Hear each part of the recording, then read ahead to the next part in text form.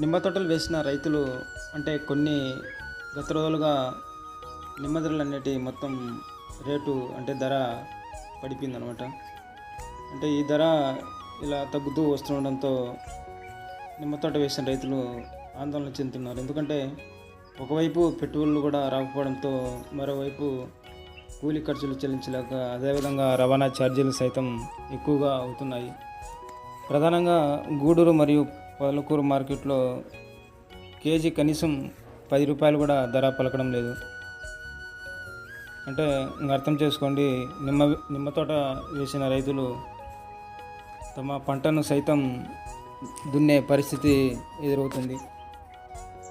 అంటే కనీసం ఇక్కడ గూడూరు మార్కెట్లో వచ్చేసి కిలో 10 నుంచి 15 వరకు అంటే మొదటి రకం పలుకుతుంది. అదేవిధంగా రెండవ రకం కనీసం రూ. 5 కూడా పలకడం లేదు. ఇక మన